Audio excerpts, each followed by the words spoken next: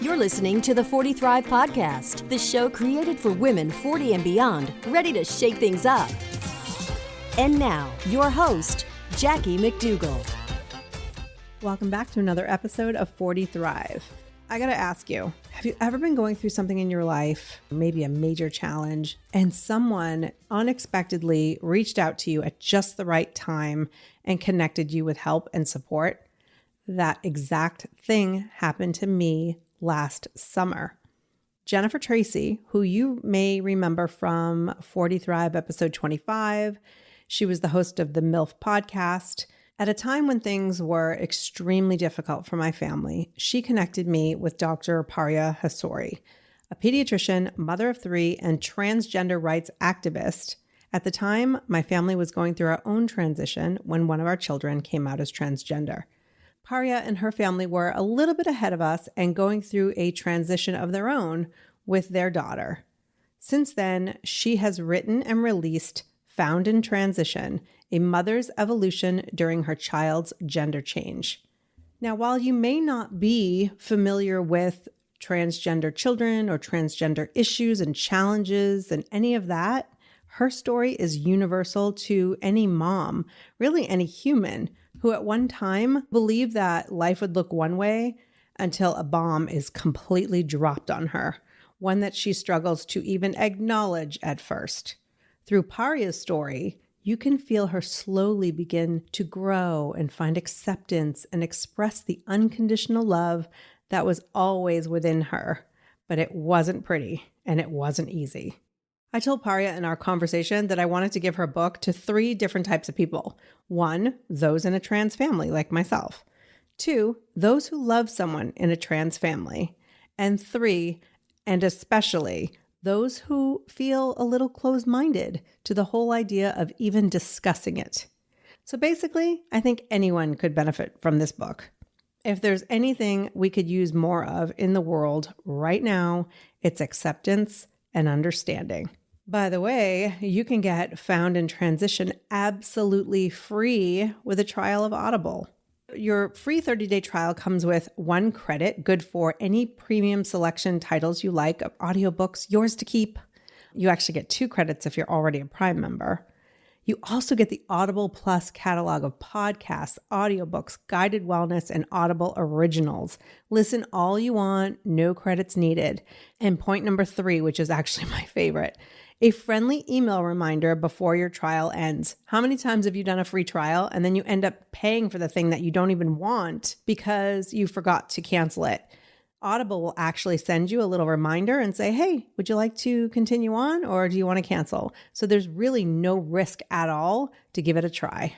All you got to do is go to audibletrial.com/40thrive. audibletrial.com/40thrive. Okay, so here's something I learned in this episode. 80% of Americans claim they have never met or know a trans person. This is a great opportunity to find better understanding through the lens of 2 moms who really struggled with grief, guilt, and the need to find answers. We're both a little type A. And how we both found the greatest personal transformation of our lives as women and moms. I will also be linking in the show notes to some resources. If you or someone you know wants to learn more, those links would be a great first start. I can't say enough about the people over the past year or so who went above and beyond to help us, my family, our friends, therapists, doctors, support groups, PFLAG. There is so much support out there. If you can't find it, email me at hello@40thrive. I will help. And real quick before we get started, a quick shout out to our featured 40 Thrive review. This one was on Apple Podcasts. Poco writes, I'm new to this world of podcasts and I'm so glad I found you. As a 44 going on 45-year-old woman, it's so nice to find a group of like-minded ladies that inspire, motivate, and mostly help us midlifers navigate mid-age living. 40s have hit me hard. Thank you, and I would love to hear talks about childless women by choice or not, or related non-mothers chats. Thank you so much, Poco. I really appreciate the feedback. And While 40 Thrive is not a podcast just for moms, the discussion around being child-free by choice or not is a topic I've always planned to discuss. I'll get it on the calendar soon, so stay tuned. Share your thoughts on 40 Thrive on your favorite podcast app, and you could be featured in an upcoming episode. I am so grateful. Thank you. Now, back to today's show. Here's my conversation with Dr. Paria Hassouri. Paria, welcome to 40 Thrive. Thank you for having me. I'm really excited to be here, especially because I listen to your show a lot. So, thank you. So you were already writing about running and other things and parenting. When was it during your process that you were like, I need to write about this? So before she came out, I was writing and blogging, and that had sort of become my way of self-expression. Yeah. And then when she came out, I lost my voice completely for a while. And in that period where I lost my sort of writing voice, it also felt like I was losing myself. But it was so hard for me to think about writing about anything else because that was all that was on my mind while she was transitioning. And so I think I initially started thinking, okay, I'm just going to start writing about it a little bit privately, just so I have it for myself and so that I sort of remember it as it's happening. And then I think there was this time where I just had this incident and I wrote a piece in Washington Post about it, about how I wondered if the way she would smell would change. And I wrote that just a few lines and realized that those few lines could be really impactful because it was sort of something that all mothers, I thought, could connect to and relate. So I think it was a combination of starting to write for myself and realizing that some of what I was writing down could potentially be really powerful, and her being willing to have her story shared as well, that got me writing about it. And I think also at one point felt like I could see myself telling our story in a way that would have universal appeal, and not just be a story that applies to families who are dealing with trans children. And so I thought, if I can write something that's a universally appealing story of a family, then more people read it and more people will be exposed to what this is like. And that will just help open people's minds and eyes, I think. Absolutely. Like, my stomach hurt for you at certain times. And I just applaud you for getting so vulnerable, because when things kind of go off the rails, or we're raising kids, so I have 3 kids as well. I'm just going to break it down like this. I am also a control freak. Yes. so I think there's I knew that. Yeah. There's a to your show. Really? Yeah. There's a universal message. I guess I'm not hiding it. My husband would agree. There's a universal message in this book that we as type A women, I mean, you're a doctor, like you are raising 3 kids and a doctor, and you're doing 95% of the work. And part of that, I was like, me too. Same. Like some of the stuff you were saying. And Halloween comes and you've got costumes and you handle the holidays and you, whatever it is that you do. And then something happens in your family. And this is what people can relate to. Something happens in your family that goes off script. Yes. Like off script in a way that is mind blowing. I never saw this coming. I don't know what to do. This is way beyond what I can actually comprehend and deal with. And the fact that you, in hindsight, go back to that space, thank you. First of all, thank you. Because it's so easy. Like, you read a book sometimes that they're already in the space of healing. They really can't relate to where they were back then. And it was like, and I've even done it like with my breast cancer scare and my genetic stuff. If I write it in hindsight, it's with today's knowledge and today's healing. You didn't do that. I don't know how you did it, but it feels like you went right back. How did you do that? Well, I think a lot of it, I looked back, and I'm not somebody who journals regularly, but for whatever, I've gone through periods in my life when I'm on a journaling kick. And I would say those periods are at most 10% of my life, but I was on a journaling kick during that phase. Makes sense. And so I would go back and read my journals. A lot of it, I felt like I sort of wrote as it was still happening and fresh. And I also take a lot of pictures. So I would I have so many pictures in my iPhone, where I caught her. There's one picture in the book where she's laying in a bed, or so many pictures of different things that would remind me. And then because it's on an iPhone, you also have the date. Yes. But I think the journaling, the pictures, I started the book before where the book ends, sort of doing some free writing. It was just happening while it's very fresh. I actually want to go back to one thing you said, which was that you want to give this to 3 types of people. And then the last one was to everyone, kind of, to people who don't know or aren't exposed or aren't maybe as open-minded. And there's a statistic that up to 80% of Americans have never met a trans person or don't know a trans person. And so that's sort of the goal in writing this, or in me putting pictures of my family and being open about it, is that now, even if you don't personally know me, if you read my book, you now know a trans person and a trans family. And so maybe the next time there's an election, or there's a trans healthcare right that's trying to be taken away or something, even if we haven't personally met, you're no longer in that 80% of Americans who haven't really been exposed to a trans family, because I think I really expose our family in this book. Yeah, for sure. But I also think my child, who, if anyone's been listening to this podcast, I don't necessarily address it. And so this is a new revelation. Right. But he identifies as a boy, not a trans boy. He's like, I don't want to go to parades. I don't want to and that's the difference. Not everybody wants to show up in the same way. And so you may have, that 80% may have actually met a trans person. Right. You just don't know. Absolutely. They just don't know it. Absolutely. They just don't know it. And I think that is something I thought about a lot in telling our story, because she is still, under 18. So I'm telling her story now. And right now she's okay with everything. And maybe there will be a day when she doesn't, want everything out there. And it was something my husband and I thought about a lot. Even yesterday, actually, I was like, do you think one day I'm going to regret putting all of this out there? And he was like,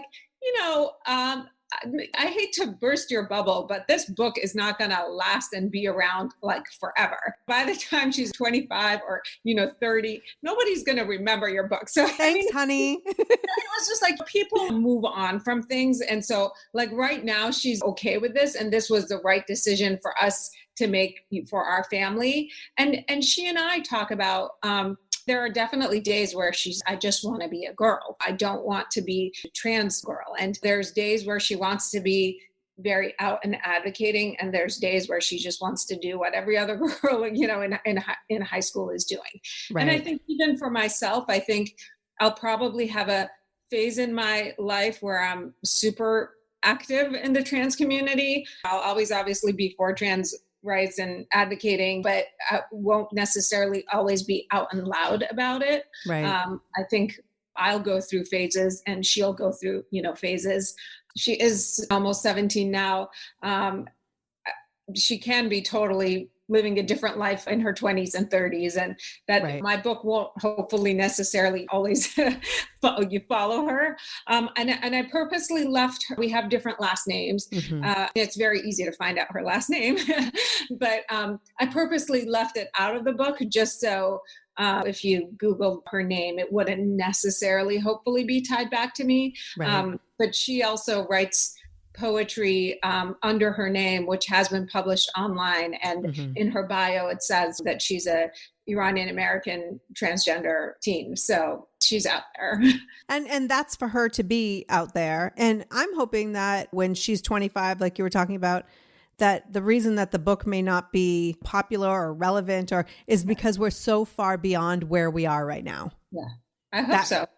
That would be ideal. Yes. If one day this book is irrelevant, great. You know? Yeah. So I heard an interview with you before, and one of the things that I like about this is let's bring it back to that mom. Like the book is written, I'm listening to the audiobook, but it's written with your voice. It was all about your experience, which I really, I didn't know I needed it so much. But as far as your journey, one thing that stuck with me that I think we're alike is that you wanted answers. You wanted a definitive answer. I'm on chapter 10, as I told you before we started recording, so I still have a little while to go. But it felt like you were like, okay, I'll try this therapist and this one. Let's just go like, someone's going to give me the answer so I can compartmentalize and move forward with the answers. And it is truly one of the only areas of my parenting life where nobody would tell me. Nobody gives you the answer. They just say like, it's kind of like a wait and see. And it's like a going by the kid, which is completely against everything that we've been doing. Right.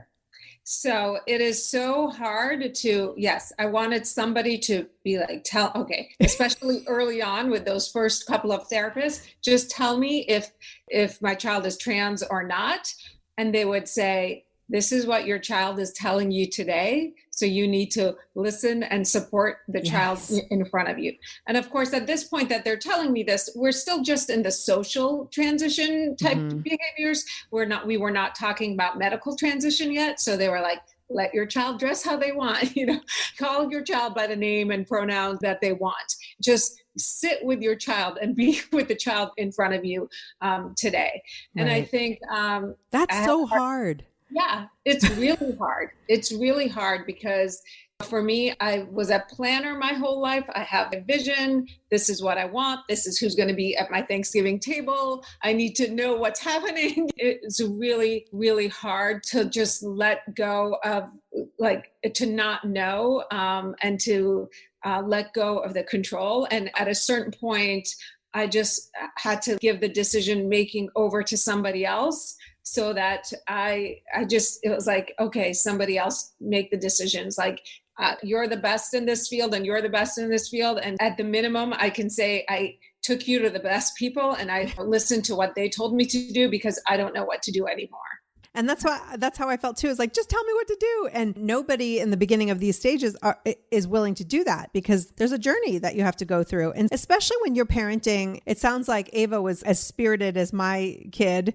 And when you're changing your mind of like what you want for dinner, or do you want the blue shirt or the red shirt? Oh, now I'm angry. We're having Christmas and I should have chosen the red shirt. Like, that's real parenting. Like, they're constantly changing their minds. They're constantly, contradicting themselves. And so when a child comes to you with something like this, there's history that says you're not really someone who's going to just make a choice and then stick with that choice. So that's extremely difficult because we're being taught as parents to let them lead. Yes. And you're like, they can't lead. Yeah.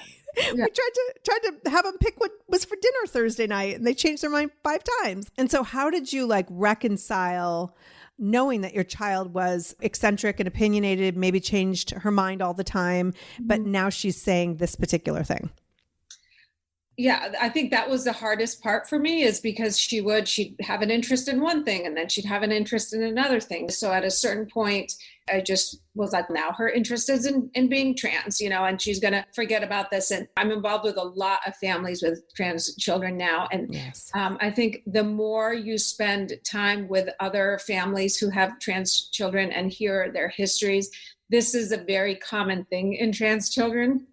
Where they are first, they're interested in one thing and then there's an interest in another thing. And there's like a search for somewhere and something to cling to and belong to, and a changing of mind and jumping from one thing to another thing in a different way than other kids change their minds, I think. And for me, I started to realize for her, kind of the constant changing of interest was really just like looking for something that fit.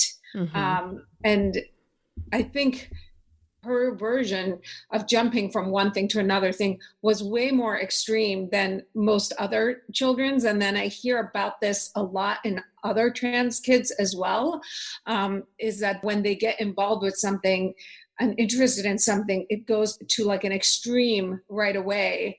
And then a few months later, it's something else. And that's probably all part of this search for something to like cling and identify with. Right. I guess to answer your question, I think it was really for us, ultimately what made the difference was one, hearing other parents who've had the similar experiences, and then also her therapist. There was something about her last therapist, who is still her therapist now, and a half, 3 years later, is that as soon as I met him, I just felt like he's going to know, and I'm, going to trust him, and he's going to lead us sort of to the right place. And I just decided that I needed to surrender and listen to somebody else, and that I couldn't figure this out. I think I surrendered to, I'm not going to figure this out. I'm going to let somebody else figure this out. And I was probably just exhausted at that point, too desperate. And also, by the time we ended up with the third therapist, I was again scared because I'd recently had another call from a school counselor saying that she was having suicidal thoughts again. So I think it was a combination of all those things that sort of told me I'm just going to surrender to this, and let other people tell me what to do.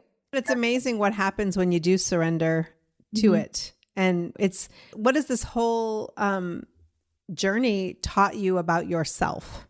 There's been no experience in my life that has transformed me as a person this much. I mean, it's taught me that if I just open my mind and take things day by day, that the amount that I can change and grow and expand is really limitless. Yes.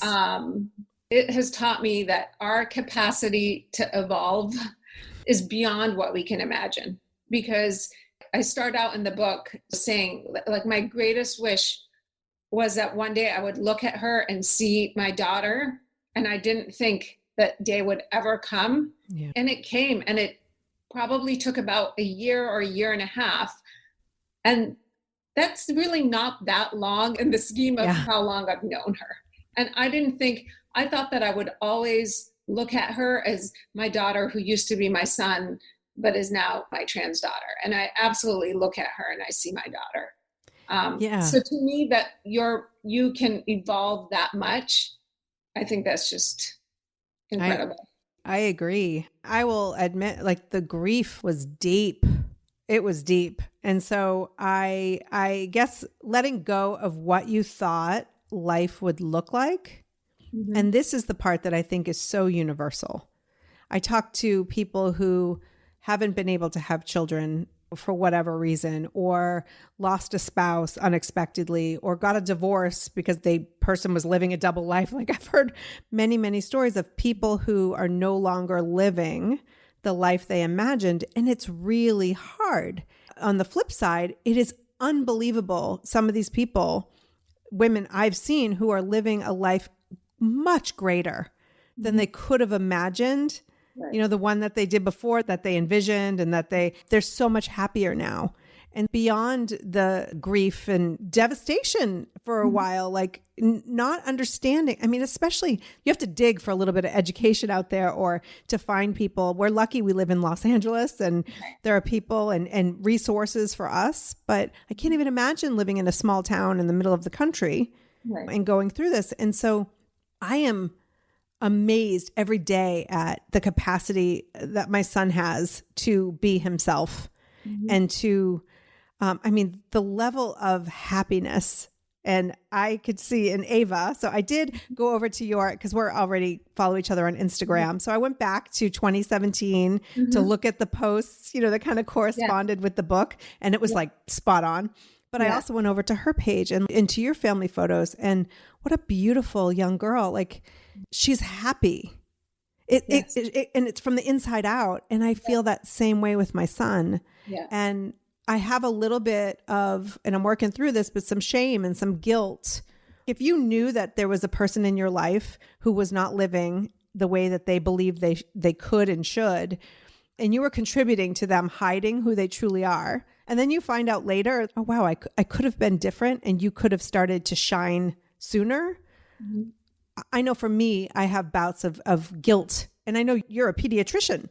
And so can you share a little bit about that, as far as, I'm sure you've seen trans kids in your office or? Yeah, I have incredible guilt. I have incredible feelings of guilt about the fact that when she came to us, we didn't believe her right away, and we didn't listen to her. And it ended up in at least a 6 to 9 month delay in her care. And people might think, 6 to 9 months delay care, no big deal. But actually, for a trans child who's in puberty, 6 to 9 months is a very big deal because their body is going to either masculinize or femininize against what they want it to do.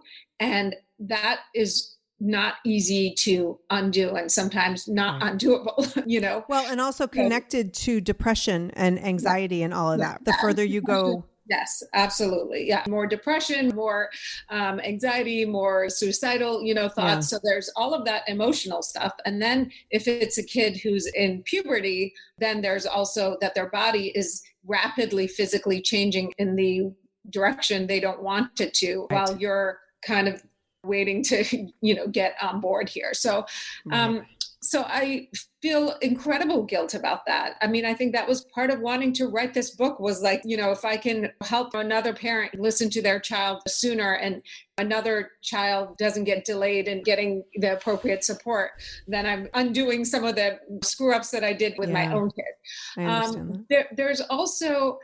There's another kind of guilt that I have so many different kinds. I feel guilty if sometimes I miss the old child. I feel guilty that I enjoy current present day Ava more than I enjoyed Ava in all those years where I couldn't figure out what was, going on with her. And then it's like, why do I feel guilty that I enjoy my currently thriving daughter more than her old version?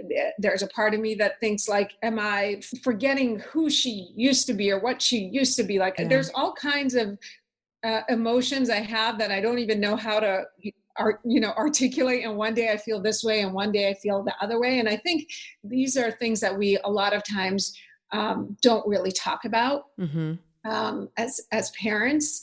But at the end of the day, it's also such a beautiful human experience to have and go through all these emotions.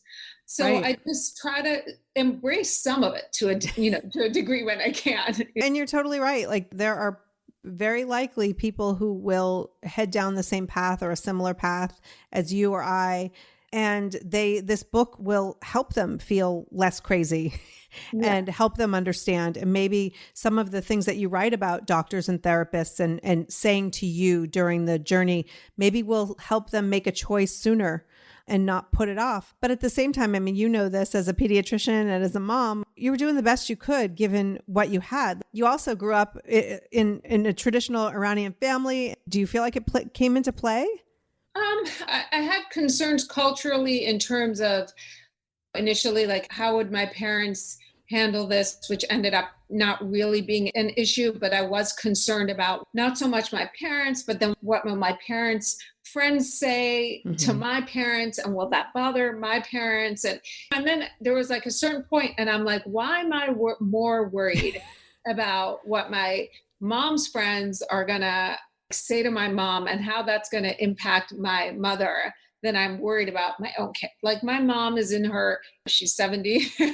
She can just defend herself and she's lived her life. She can defend it or not defend it, or she can handle. Why am I worried about what's my mom going to say to people more than I'm worried about my own kid? I also at times, and this was in my denial phase, was more worried about my other children. And how is this going to impact my other children? Like, other kids at school are going to come up to my oldest Arman and say something. And how's that going to impact his high school experience to have his sibling like transitioning while he's in high school? Like, at a point worrying more about him than Ava, who was the one actually transitioning. Because I was in, denial, grief, all those things at that point. and bouncing back and forth between all of those. Yeah. But isn't it amazing, though, that I don't know if you had the same experience, but so I have 3 boys now, and my other 2 sons were like, yeah, all right, we got it. Yeah. My kids were the same way. Yeah. Never missed a beat. Nope. And I thought it was cute. Actually, I'm in chapter 10 when your daughter says, does Ava have her period? Yeah. Because she didn't have necessarily the wherewithal to think about, the body parts are still what she was born with. It's fascinating. But kids are, so resilient. There was a post on a local newspaper where I live, posted about the library they're working with the local PFLAG, and they have now stocked the library with some LGBTQ books. And I often, as I do, when I look at something online, I usually go, don't read the comments, don't read the comments. But of course I read the comments. Yeah. And most people were supportive, but few people are like, oh my gosh, I should be able to tell my kid, teach my kid, those books shouldn't be there. And then I tell myself, don't comment, don't comment, don't comment. But I did. And I said, your kids shouldn't go to school then, or play sports or do activities because they may be around an LGBTQ kid. Like, they're here to stay. Nobody's going anywhere. This is no agenda. There's no political, like this show, if you've listened to the 70 something episodes, I don't want to talk about politics. This is not about politics. This is about human rights and being respectful and kind and just really watching out for each other. And so what kind of response have you gotten from your community, from the people around you? Fortunately, we live in LA. So, most of the response has been pretty positive, but I just had an article that came out in the New York Times and I kind of initially looked through the comments and there were some positive comments and then there were some terrible comments. And I just decided I'm just not going to read the comments because that article is just a simple, like, positive article. Right. And I'm like, that this article could bring out so much hatred in someone is just crazy to me. Yes. So I feel like in an anonymous platform, people suddenly feel very comfortable, like, spewing hate. So I try not to read comments as much as I can anymore, basically. It's funny because somebody emailed me today through my website saying, I just wanted to let you know that I read through the comments on the New York Times piece and I tried to go through and answer and negate all the negative ones. And then I just got tired, but you're doing great work. And I was like, thank you so much. But really, you don't need to, do that. I'm not even reading the comments, but thank you, Right. I mean, I think where I live, fortunately, I have really open-minded, fantastic friends that I was never even an issue. I was never worried about my friends. I was, for the most part, not worried too much about family. I was a little bit worried about my parents, and that ended up being okay. I think in the school, for the most part, the response has been okay, but there's probably been some families at school who haven't been thrilled about certain things. Nobody says anything directly to me. Because that would only make sense if they had people if they had an issue to address it with me directly. But nobody's, and I would say the majority have been supportive, but there definitely has been some unsupportive people, but nobody has directly said anything to me or to Ava, as far as I know. If you don't want your children exposed to this, whatever this is, then homeschool them, put them in a different school. Or if you want to teach your kids about these things, then you teach your kids about these. You start talking to them when they're 3 and 4 and 5 years old and teach them. Yeah, because it's such an easy conversation if you start young. And this conversation, other conversations, I remember being at a relative's house and there were 2 guys who were living across the street and the kids were like, oh yeah, they're brothers. And I was like, no, they are not. And so I asked the relative, I was like, why do the kids think that they're brothers? Well, it's just too complicated. I'm like, it's not complicated. It's not complicated. Yeah. So let's talk for a second to the listener who's here and maybe is like, I just don't get it. I don't know how to support someone who wants to be supportive, someone who wants to be an ally, someone who wants to be supportive of the parents. What would you tell her? If somebody says, I just don't get it, I would say, read some, books, read some articles, read stories by trans people themselves, and see what they've been feeling and what their, experience has been. And especially if you're a parent, talk to your children about it, especially if you have any sort of, I would say, like middle school or above kids. They probably know everything. And so you could have a conversation with your kids, about gender and do they know what gender is? Do they know the difference between gender and sex? And see what your children say. And you'd be surprised at how much they know. And Right. once you realize how much your kids know, then you'll kind of realize that, oh, maybe I need to educate, myself so I can actually have these conversations with my children. I think the best way to be supportive is to read something written by a trans person, actually not about me, but read the experience of some trans people and then take it from there. And I'll go a step further too, that if you're listening to this and you want some resources, number one is to read your book. Because I think if you are a grown woman and especially a mom, it's really powerful to know the journey. It's about who this child is as a human being and how to keep him safe in this world. Because the statistics and please correct me if I'm wrong, that 40% of transgender youth who are not supported at home attempt suicide. Yes, so their suicide risk is 3 times greater. But if they are supported, they have the same suicide risk as their cisgender peers. That's just 3 times greater. It's just astonishing, Yeah. It was actually that statistic that made me get out of my own way and get over myself and just do the work, because it's already hard enough to be a teenager. It's a million times harder to be a trans teen. In the book you wrote about, don't be your child's first bully. Yes. It still makes me emotional. That was right when I was in my still grief denial. And so it was a therapist and wasn't addressing it just to me. It was in a meeting, it was addressing it to a group. And literally my husband and I both froze, and we both immediately thought, were we her first bully? Because she had come to us and said, this is who I am. And we had said no. And then she had kept saying that. And just not that long before that meeting, she had asked if we would call her by her girl name. And we had said no. And it was like, oh my gosh, have we been her first bully? And it was just, I'll never forget that moment. Yeah. And it was a wake-up call that I really needed. And for you to share that in the book, it was just a reminder of why we are so passionate about helping him in the way that he needs help. Not in the way, and this goes back to in the beginning, as type A moms, I think in the past, at least I could speak for myself, I would help people in the way that I thought they should be helped. It was all about, how do I believe would be the appropriate response? And I've discovered through this experience that it's not about me and what I think is appropriate, but really listening and hearing. And it's changed the way I communicate with everybody. Yes. And it's in some ways the greatest gift. I'm still terrified as hell. We're approaching adulthood. You're a little bit further ahead. There's so much to be afraid of. Yeah.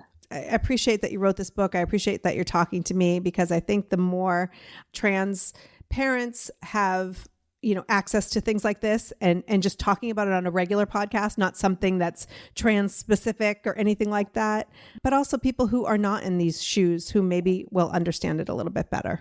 We do have so much fear in us. That's part of the fear that what we can't control. But I think we just got to stop parenting from fear. It's fear that stops us, fear for their safety, that stops us from letting them be who they really are. And so we just got to say, okay, I'm going to put aside fear. I'm going to pretend there's no fear, hate, anything in the outside world. I'm going to just look at my child and parent my child with love based on what they need today. Yeah.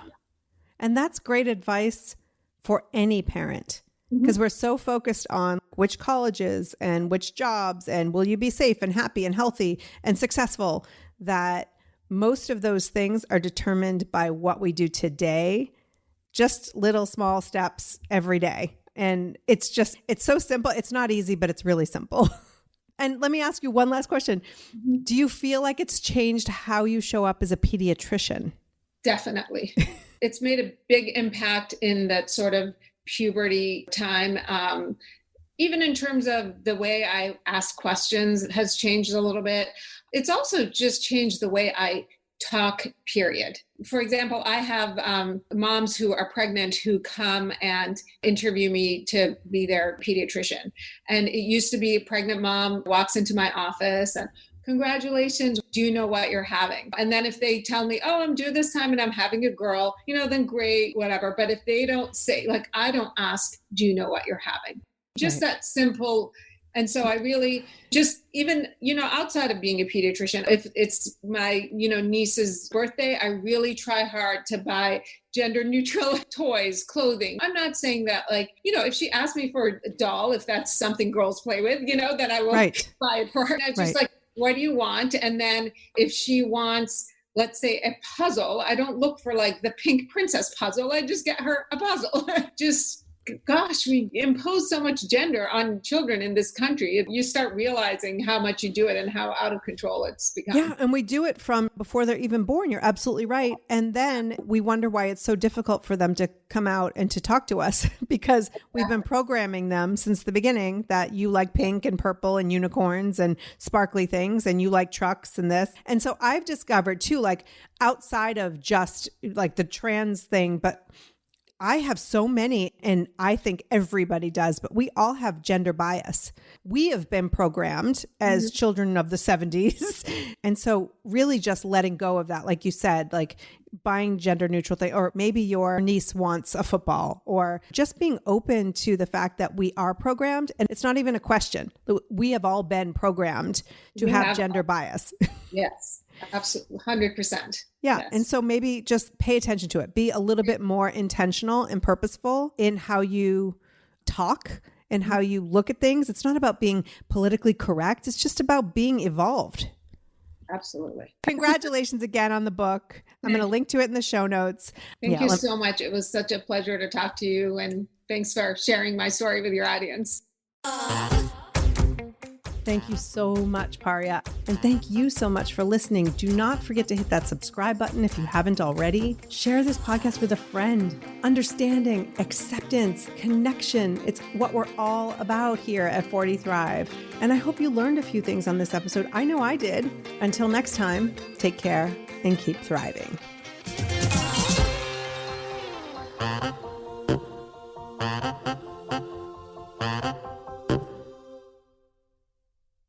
Spring has sprung, and with the change of seasons, sometimes comes an increase in vitality. If you're feeling in the mood for a little more personal time, may I suggest Coconut. Coconut is all about providing clean and natural ingredients when you're enjoying your most intimate moments, with or without a partner. Naturally safe products developed by people who are obsessed with quality. Get 15% off with promo code GROWNASS at grownasswoman.guide/Coconut. That's 15% off with promo code GROWNASS at grownasswoman.guide/Coconut.